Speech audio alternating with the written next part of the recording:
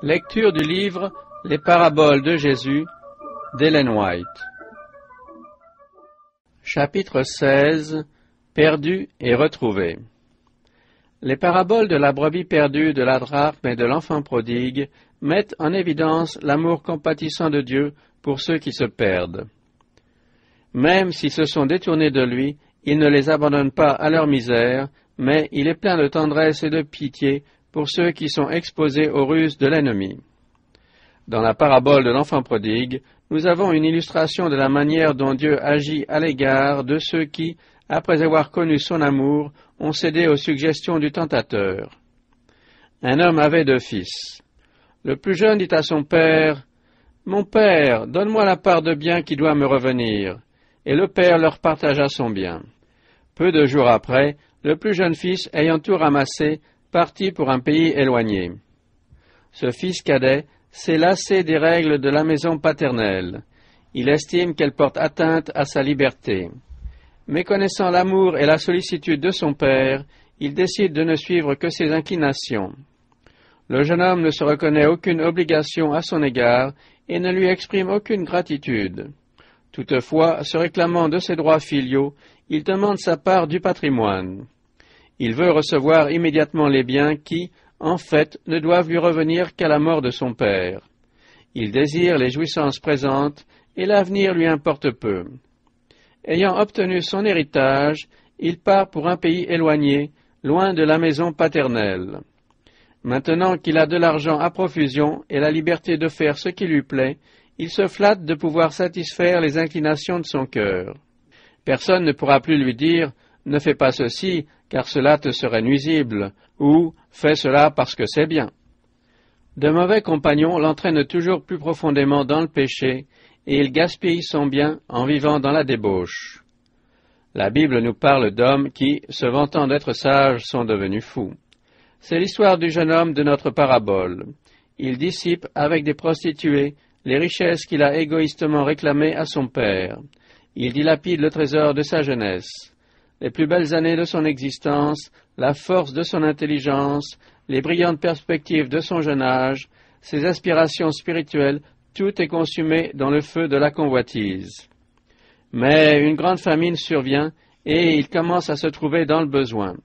Il se met au service d'un propriétaire du pays qui l'envoie paître les pourceaux. Or, pour un juif, c'était l'emploi le plus vil et le plus dégradant.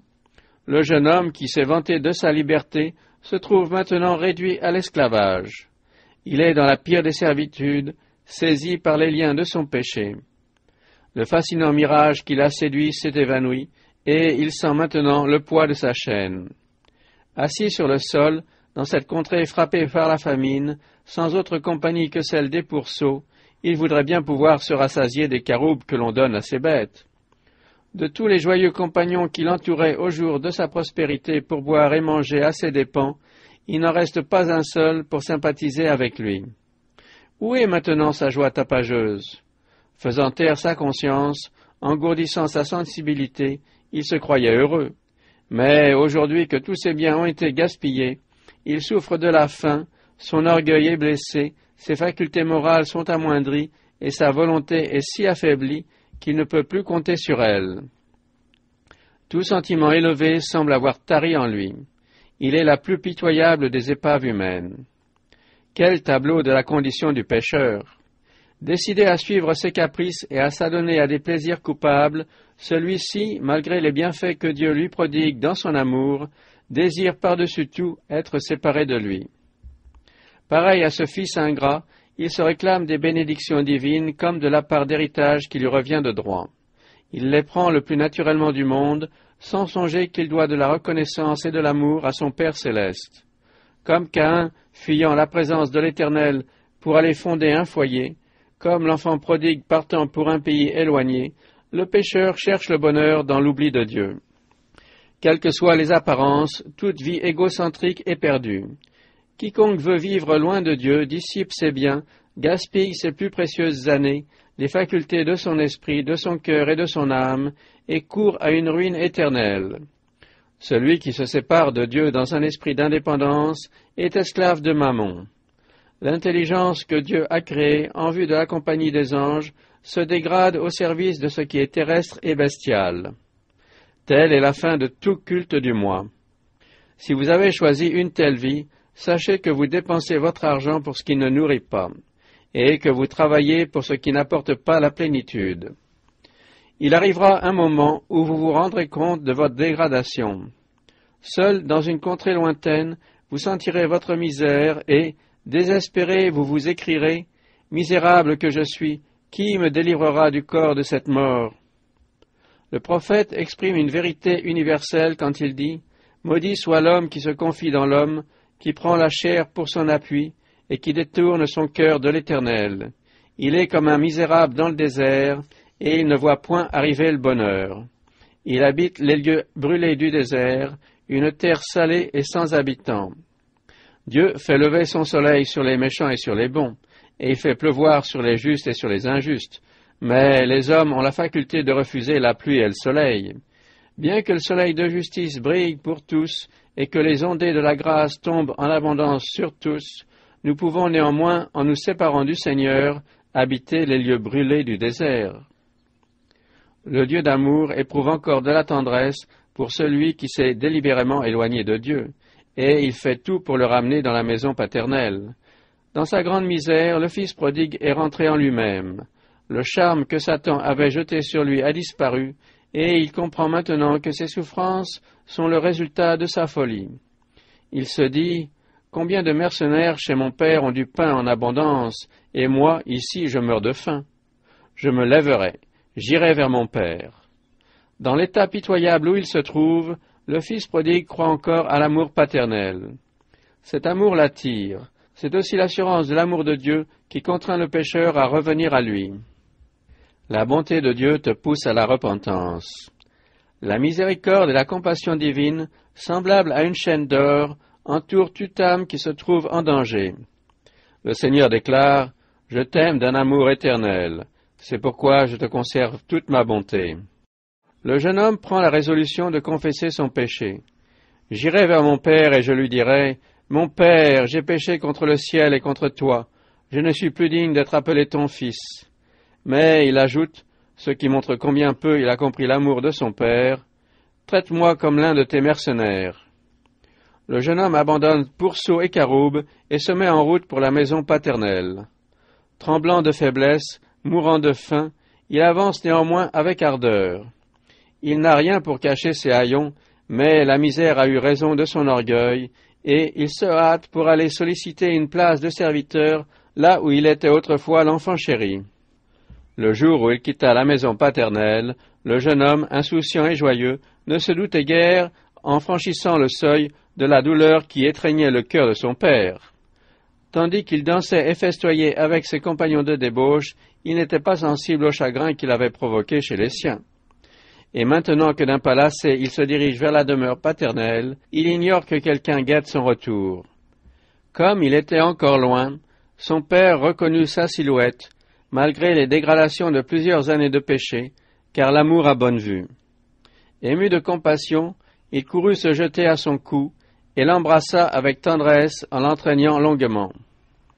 Le père ne permettra pas que des regards méprisants contemplent la misère et les haillons de son fils. Enlevant son ample et riche manteau, il en enveloppe le corps amaigri du jeune homme qui sanglote et exprime son repentir par ces mots. « Mon père, j'ai péché contre le ciel et contre toi. Je ne suis plus digne d'être appelé ton fils. » Le serrant contre lui, le père le fait entrer dans la maison. On ne lui laisse même pas le temps de demander une place de serviteur. En sa qualité de fils, on lui offrira ce qu'il y a de meilleur. Aussi sera-t-il respecté et honoré des serviteurs et des servantes. Le père dit à ceux-ci, « Apportez vite la plus belle robe et l'en revêtez. Mettez-lui un anneau au doigt et des souliers aux pieds. Amenez le veau gras et tuez-le. Mangeons et réjouissons-nous, car mon fils que voici était mort et il est revenu à la vie. Il était perdu et il est retrouvé. » Et ils commencèrent à se réjouir. Dans sa turbulente jeunesse, le prodigue considérait son père comme dur et sévère. Combien ses sentiments ont changé aujourd'hui. Ainsi, ceux qui sont séduits par Satan voient en Dieu un être exigeant et impitoyable, toujours prêt à reprendre et à condamner, repoussant les pécheurs aussi longtemps qu'il a une excuse valable pour ne pas leur venir en aide. Pour eux, sa loi est une entrave au bonheur des hommes, un joug accablant auquel ils sont heureux de pouvoir échapper. Mais ceux dont les yeux ont été ouverts par l'amour du Sauveur le voient rempli de compassion. Ce n'est pas un être tyrannique ou implacable, mais un Père désireux d'embrasser son Fils repentant. Avec le psalmiste, le pécheur peut s'écrier « Comme un père a compassion de ses enfants, l'Éternel a compassion de ceux qui le craignent. » Dans la parabole, l'enfant prodigue n'est ni réprimandé ni rejeté à cause de sa folie passée. Il a vraiment le sentiment que sa faute est pardonnée, effacée, oubliée pour toujours. De même, Dieu dit aux pécheurs « J'efface tes transgressions comme un nuage et tes péchés comme une nuée. Je pardonnerai leur iniquité et je ne me souviendrai plus de leurs péchés. » Que le méchant abandonne sa voie et l'homme d'iniquité ses pensées, qu'il retourne à l'Éternel qui aura pitié de lui, à notre Dieu qui ne se lasse pas de pardonner. En ces jours, en ce temps-là, dit l'Éternel, on cherchera l'iniquité d'Israël, et elle n'existera plus, le péché de Juda, et il ne se trouvera plus. Quelle assurance nous est ainsi donnée de l'empressement de Dieu lorsqu'il s'agit d'accueillir le pécheur repentant? As-tu, cher auditeur, choisi la voie qui te plaisait? T'es-tu éloigné de Dieu? As-tu cherché à te délecter des fruits de la transgression jusqu'à ce qu'il t'en reste un goût de cendre? Et maintenant, tes biens dissipés, tes plans renversés et tes espérances mortes, te trouves-tu assis dans la solitude et la désolation? Eh bien, cette voix qui parle depuis si longtemps à ton cœur, mais à laquelle tu n'as pas voulu prêter l'oreille, s'adresse à toi, claire et distincte. Debout et en route, car ce n'est plus ici une terre de repos. Parce qu'elle a été souillée, elle sera une cause de souffrance, de cruelle souffrance. Rentre à la maison de ton Père céleste. Il t'appelle, écoute-le. Reviens à moi, car je t'ai racheté. Ne prête pas l'oreille aux suggestions de l'adversaire qui te conseille de demeurer loin du Christ jusqu'à ce que tu sois meilleur, jusqu'à ce que tu sois assez bon pour pouvoir te présenter devant Dieu. Si tu attends, tu ne reviendras jamais au Seigneur. Quand Satan te fait remarquer tes vêtements souillés, répète-lui la promesse de Jésus, « Je ne mettrai pas dehors celui qui vient à moi. » Dis à l'ennemi que le sang du Christ purifie de tout péché. Fais tienne la prière de David, « Purifie-moi avec l'hysope et je serai pur, lave-moi et je serai plus blanc que la neige. » Lève-toi et va vers ton Père, il accourra de très loin à ta rencontre. Si tu fais ne serait-ce qu'un pas sur le chemin de la repentance, il te serrera dans ses bras avec un amour infini. Son oreille est attentive aux cris de l'âme contrite. Aucune aspiration spirituelle ne lui échappe. Jamais une prière n'a été prononcée, si timide soit-elle, jamais une larme n'a coulé, même dans le plus grand secret, jamais l'embryon d'un désir sincère n'est monté vers Dieu sans que son esprit soit allé à sa rencontre. Avant même que la prière soit formulée ou l'aspiration du cœur manifestée, le Christ est prêt à offrir sa grâce pour suppléer à celle qui agit déjà dans l'âme humaine. Ton Père céleste te dépouillera de tes vêtements souillés par le péché. Dans la magnifique parabole prophétique de Zacharie, le grand prêtre Josué, qui se tient en vêtements sales devant l'ange de l'Éternel, est une figure du pécheur. Le Seigneur prononce ces paroles, « Ôtez-lui les vêtements sales », puis il dit à Josué, « Vois, je t'enlève ton iniquité, et je te revêts d'habits de fête. » Et ils mirent un turban pur sur sa tête, et ils lui mirent des vêtements. Ainsi Dieu te revêtira des vêtements du salut, et te couvrira du manteau de la délivrance. Tandis que vous reposez au milieu des étables, les ailes de la colombe sont couvertes d'argent, et son plumage est d'un jaune d'or. Il te fera entrer dans la maison du festin, et la bannière qu'il déploiera sur toi, c'est l'amour. Si tu marches dans mes voies, dit-il, je te donnerai libre accès parmi ceux qui sont ici, parmi les saints anges qui entourent son trône. Comme la fiancée fait la joie de son fiancé, ainsi tu feras la joie de ton Dieu, dit l'Éternel. L'Éternel, ton Dieu, est au milieu de toi, comme un héros qui sauve. Il fera de toi sa plus grande joie, il gardera le silence dans son amour, il aura pour toi des transports d'allégresse. Le ciel et la terre s'associeront au chant de réjouissance du Père. Mon fils que voici était mort, et il est revenu à la vie. Il était perdu, et il est retrouvé. Jusqu'ici, la parabole ne mentionne aucune note discordante susceptible de troubler l'harmonie de cette scène de bonheur. Mais voici que le Christ introduit un autre personnage. Lors de l'arrivée du fils prodigue, son frère aîné était dans les champs. Lorsqu'il revint et approcha de la maison, il entendit la musique et les danses. Il appela un de ses serviteurs et lui demanda ce que c'était. Ce serviteur lui dit, « Ton frère est de retour, et ton père a tué le veau gras parce qu'il l'a retrouvé en bonne santé. » Il se mit en colère et ne voulut pas entrer. Le frère aîné n'avait pas partagé l'angoisse du père et ne s'était pas soucié de celui qui s'était égaré. Il ne peut donc participer à la joie paternelle lors du retour du prodigue. Les réjouissances de cette fête ne trouvent aucun écho dans son cœur. La réponse du serviteur éveille en lui des sentiments de jalousie. Il refuse d'entrer pour souhaiter la bienvenue à son frère retrouvé, et il considère comme une injure à sa personne la faveur dont celui-ci est l'objet. L'orgueil et la méchanceté du fils aîné se révèlent dès que son père essaie de le raisonner. Il invoque le fait qu'il a passé toute sa vie dans la demeure paternelle sans récompense, et il met cette vie en contraste avec les avantages accordés à son frère cadet. Il fait ressortir que ses années de travail ont été celles d'un serviteur plutôt que celles d'un fils. Alors qu'il aurait dû goûter la joie profonde de vivre près de son père, il pensait uniquement au profit qu'il retirerait d'une vie rangée. Ces paroles prouvent que seule cette préoccupation l'a poussé à renoncer aux jouissances du péché. Maintenant, si son frère doit bénéficier des largesses paternelles, il s'estime lésé dans ses intérêts, et il lui en veut d'être l'objet de cette faveur. Il montre clairement que s'il avait été à la place du père, il n'aurait pas reçu le prodigue. Il ne le reconnaît même pas pour son frère, mais le désigne froidement comme « ton fils ». Et pourtant, son père le traite avec tendresse. « Mon enfant, lui dit-il, tu es toujours avec moi, et tout ce que j'ai est à toi. Toutes ces années pendant lesquelles ton frère a erré loin de moi, n'as-tu pas joui de ma présence ?» Tout ce qui pouvait contribuer au bonheur de ses enfants était à leur entière disposition. Un fils n'a à s'inquiéter ni de donation, ni de récompense. Tout ce que j'ai est à toi. Il te suffit de mon amour et d'accepter les dons qui te sont libéralement accordés. L'un des fils s'était volontairement éloigné de la maison paternelle, pendant un certain temps parce qu'il n'avait pas su discerner l'amour du père. Mais maintenant il est revenu, et une vague de joie dissipe toute autre préoccupation. Ton frère que voici était mort, et il est revenu à la vie. Il était perdu, et il est retrouvé. Le fils aîné vit-il sa mesquinerie et son ingratitude, et parvint-il à comprendre que son frère, malgré sa conduite désordonnée, ne restait pas moins son frère? Finit-il par se repentir de sa jalousie et de sa dureté de cœur? Le Christ n'en dit rien.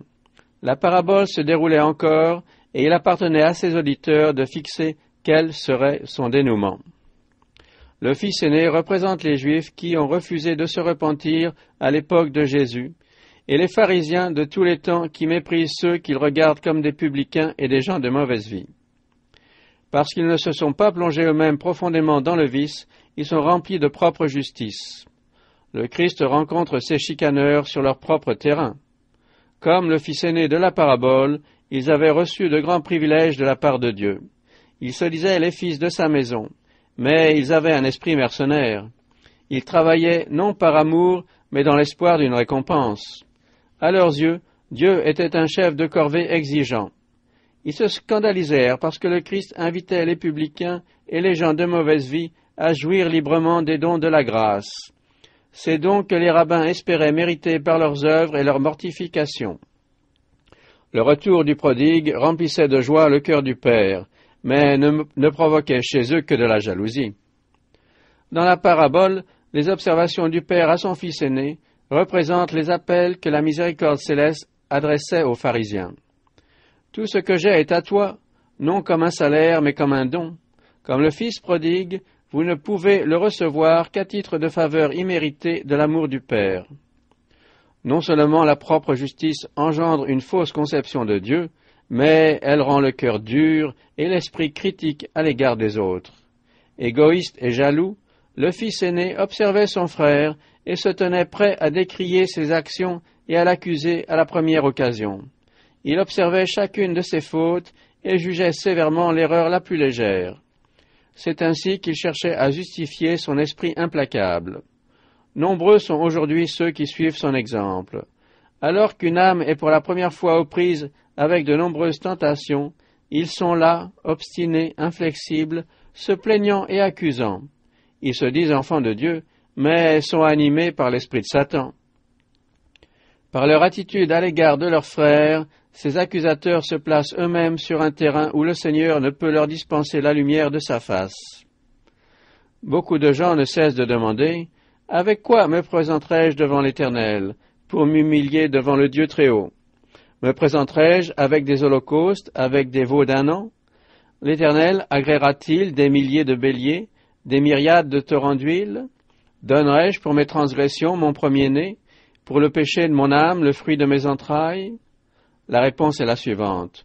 On t'a fait connaître, ô homme, ce qui est bien, et ce que l'Éternel demande de toi, c'est que tu pratiques la justice, que tu aimes la miséricorde, et que tu marches humblement avec ton Dieu. Voici ce que Dieu demande. Détache les chaînes de la méchanceté, dénoue les liens de la servitude, renvoie libres les opprimés, et que l'on rompe toute espèce de joug. Ne te détourne pas de ton semblable. Lorsque tu te regarderas comme un pécheur, sauvé uniquement par l'amour de ton Père céleste, tu auras pitié de ceux qui souffrent dans le péché. Tu n'accueilleras plus la misère et la repentance par la jalousie et la critique. Quand la glace de l'égoïsme aura disparu de ton cœur, tu vibreras en harmonie avec Dieu et tu participeras à sa joie lorsqu'un pécheur se convertira. Tu te réclames, il est vrai, du titre d'enfant de Dieu, mais si cette prétention est fondée, c'est ton frère qui était mort et qui est revenu à la vie, qui était perdu et qui est retrouvé. Il t'est uni par les liens les plus étroits, car Dieu le reconnaît pour fils. Si tu nies ce degré de parenté avec lui, tu montres par là que tu n'es qu'un mercenaire dans la maison et non un enfant de la famille de Dieu. Bien que tu refuses de participer aux réjouissances qui accompagnent le retour de ton frère perdu, celles-ci n'en continueront pas moins, et celui qui est réintégré dans la famille aura sa place aux côtés du Père et dans son œuvre. Qui a été beaucoup pardonné aime beaucoup, mais toi, tu seras dans les ténèbres du dehors. Celui qui n'aime pas n'a pas connu Dieu, car Dieu est amour.